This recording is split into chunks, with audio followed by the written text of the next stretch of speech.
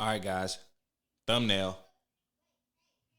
All right, we over that. All right, listen. This one is about, it says that the dad, the man you see in that yellow flannel right there, he put his hands on this guy standing in front of him beside this lady, not this dumb dude over here you see right here. I don't know what this guy is doing here.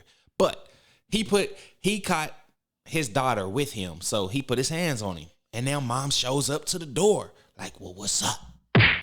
What's up? What we doing? What we doing? What we on? Nah, I'm messing with you. But listen, let's watch this together because I have been caught by a father, with my now wife. We was unclothed, so I'll say.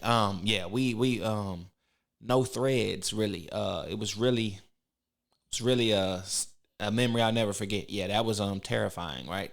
And I'll tell you what happens to me after. But let's watch this. I caught him in the bed with my daughter. They don't give you a right to put your hands on my son. Yeah, it does. He know the rules. He know the rules. Okay, and I tell him the rules, but when it comes to my children, you do not put your hands on my child. They don't go in the bedroom. Understood. They stay in the living room. Understood. He put his hands on you, correct? So? Do not touch my child anymore. This is what happens when they don't have fathers. Hold on. Son? Caught him in the bed with my daughter. They don't give you a right to put your hands on my son. Yeah, it does. He know the rules. And she pulled right up, right? She pulled right up. And I'll say I was disrespectful when I got caught. But listen, she pulled up he put his hands on you, right? You don't do it, because ain't nothing you can do, baby. Unless you got he got an uncle, or you got a man that you dating now that's willing to come and confront this man, but he don't care. He like, well, what's up? Y'all gonna pull up at my house? Let's just keep watching. He know the rules. Okay, and I tell him the rules, but when it comes to my children, you do not put your hands on my child. They don't go in the bedroom. Understood. They stay in the living room. Understood. He put his hands on you, correct? So? Do not touch my child anymore. Respectfully. This is what happens when they don't have fathers. Right, being raised by his mama. How do you know that? Because if he had a dad, his dad would have said, "Hey, girl, don't go over there, knocking on that man's door, being mad about what our son just did." Sound like the rules were laid out very plainly and simply. Don't go in the room with my daughter. That's a good point. I let you over. You disobeyed my rules. You trying to deflower my daughter now that I got a son. I'm like, oh, I'm proud of you, son. You doing something. You out here. You trying to make something happen. Do it safely. You know what I mean? But for a daughter, what are you doing? You being a 304. You doing this. You doing that. It's just how father. Because I had to ask this question. I said, am I raising my son to be the type of man that my daughter would marry? And vice versa. When you think about it, because you raise your son, you don't want your son to be out here. If any dad would say, I want you to be, a cool, this, that. I want you to have this together, your game and all that stuff, to where women, you want him to be not necessarily a simp, you know what I mean? But not too much of a player either. But you want to know that he out here, he can pull some girls. He know how to talk to girls. He know how to handle this, handle that, be a strong man, confident. You want that, right? And then for the girl, you also want to have her confidence and all that, but be reserved, be a little bit more traditional. And the way you start dating and getting out here interacting with these other boys, I don't want you just out here twerking on stage, throwing this, having OnlyFans. That's like, come on, what dad wants their daughter to have an OnlyFans, And I guess I asked that question, would you rather have, if you had to choose of two of your kids, a boy or a girl, and one of them would be, doing something I would say a little more derogatory or be in a bad industry to where they're exploiting themselves for sexual, you're going to be like, man, I hope it's not my daughter. I don't want my daughter, my son, hey, bro, you'll wipe your hand and be like, bro, but your daughter, you like, no, I don't want that. Cause that father-daughter connection is somehow, and sometimes it's stronger. Sometimes it seems like, just because you protecting your little girl and you want to treat that man to protect himself. Even though I'm here to protect you, you got to handle your own business as a man out here. It's not the same for her. She lives by a whole different set of rules than you do, and that's how I got to talk to my kids. And I think this is a perfect scenario. That's why he's saying, if she would have had a dad or something or if he would have had a dad, his dad would have said, don't go over there knocking on that door. Son's over there, he not listening. He doing something wrong. He wasn't supposed to be in there. He got caught in there. Now we supposed to come save him because he put his hand. All right, then how bad are you bleeding? Are you this, that? Now, if that dad actually hurt him or like really like went crazy nothing. Now you slap him upside the head. Come on, man. Other people's parents used to slap us upside the head. Any like it happens, man. And we was never on no like just some, oh my gosh, like we got to go over there and do it. No, man. I used to stay at my boy Rod's mom's house, and Donita, shit, she might have slapped us aside the head. You might get punched, but it ain't nothing that you just got to deal with it. It's a man and grow. Let's keep watching.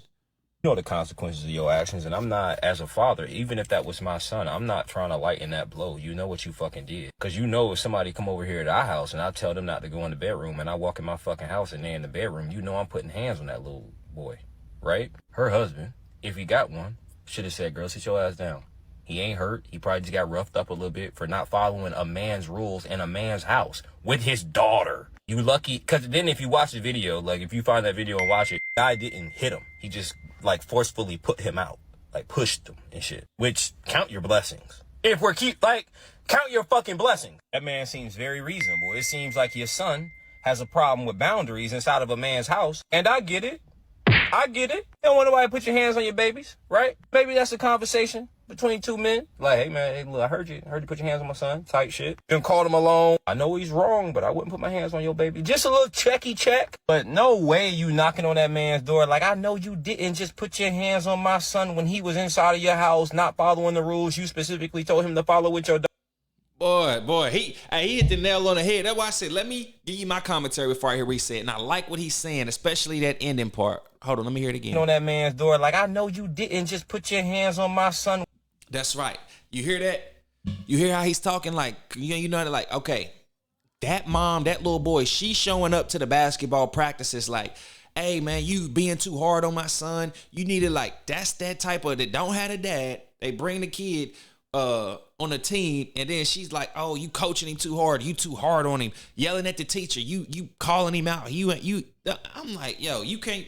You making these kids uncoachable. You telling them basically the world can't correct that little boy. You see what I'm saying? That's a problem.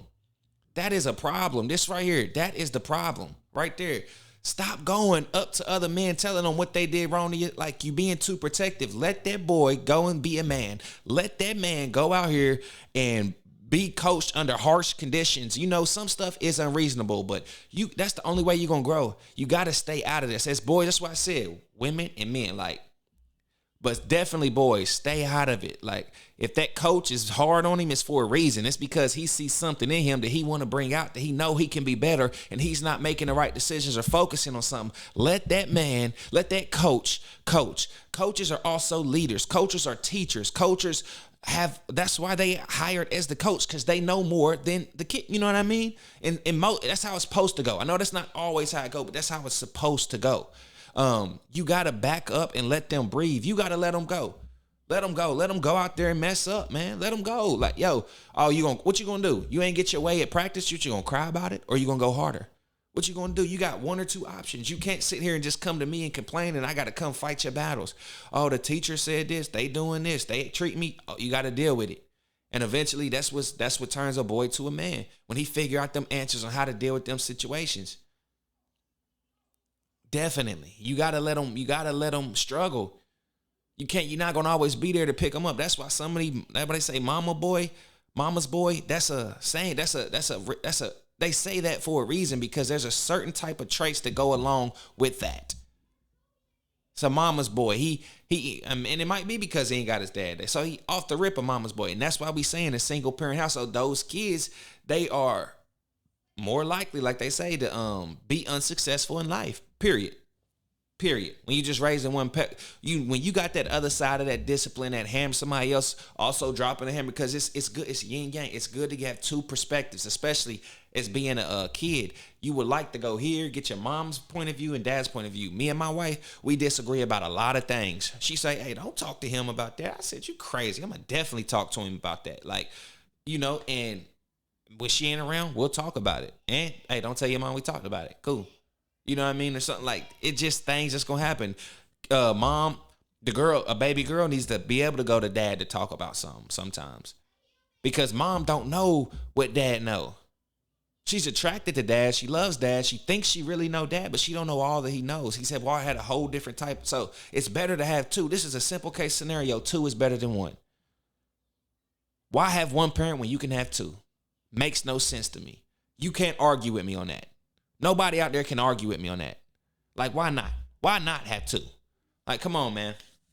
But yeah, I'm getting my flow together, right? I'm not gonna harp on this one too long because this I did a Creative Players podcast. Y'all need to go check that out. And it was all about why two parents matter. And I talked a lot about situations like this that it ended up in there. And I think y'all would enjoy it a lot. I think it'll be a great episode to tune into. It's Sunday. Sit back, chill, watch your sports, listen, go work out. In some ways you driving, play that one, man. Go to Creative Players Podcast. I got some great episodes on there, man. And more people coming onto it too. But Ruffle Feathers, you're probably seeing Ruffle Feathers on my Instagram. That's because that's my other podcast where that's more so men and women. As far as the Creative Player is me and learning. I don't care who's on the other end of that. That's going to be more tailored towards that. I don't want the conversation about relationships and all that stuff to be every episode on a Creative Players podcast. That's not what I created the Creative Players for.